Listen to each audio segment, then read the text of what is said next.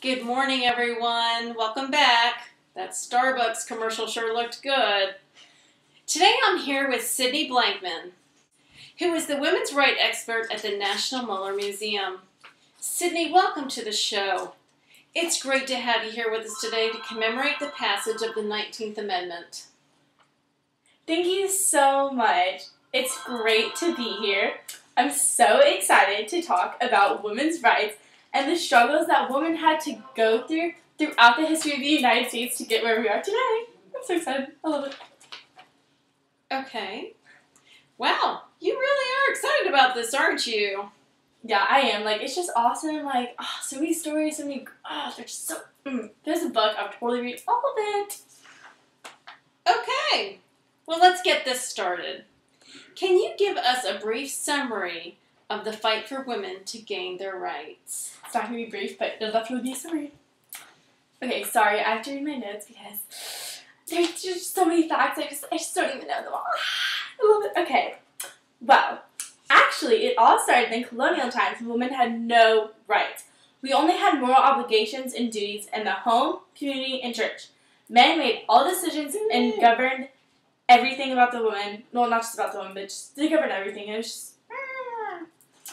As America began to fight for its independence, we decided to get rights.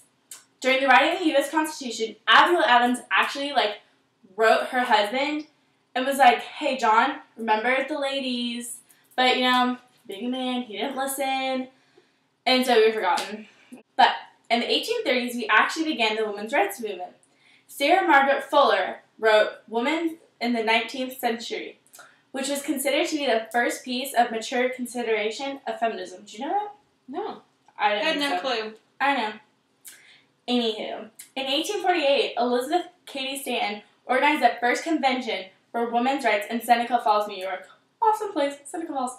Love it. The Seneca Falls Convention wanted to improve laws in child custody, divorce, and property rights because we had none.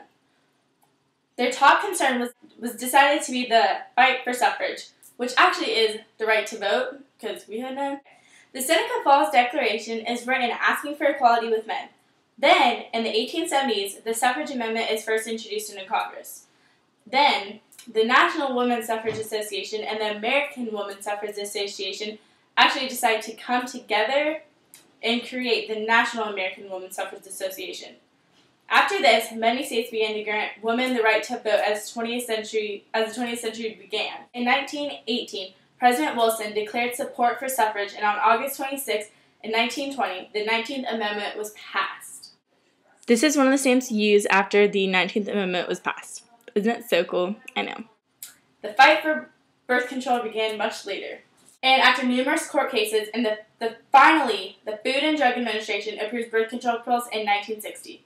In a report issued by the Commission on the Status of Women showed discrimination against women in the workplace in 1963. It recommends fair hiring practices, affordable childcare, and paid maternity leave. Betty Friedman publishes The Feminine Mystique in 1963, and by June 10, 1963, Congress has already passed the Equal Pay Act, which makes it illegal for companies to pay a man more than a woman for the exact same job. Okay. And actually, then in 1965, the Supreme Court took away the last state law prohibiting a married couple to use contraceptives, which is really, really cool. The National Organization for Women that vows to end sexual discrimination in the workplace. The Executive Order 11375 does just that.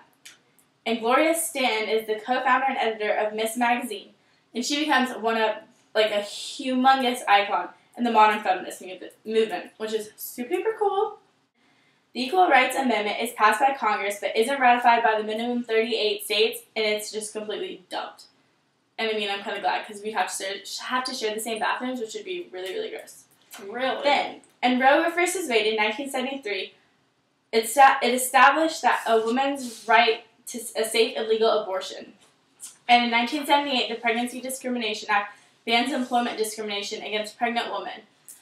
That was a mouthful. Isn't that amazing, though? It sure is. And who was your favorite activist in the movement towards women's rights? Actually, it was Lucretia Mott, because she actually helped bring the abolitionist movement and the women's rights movement into one. It was great. That's wonderful. One last question before we go. Who were some of the most influential reformers?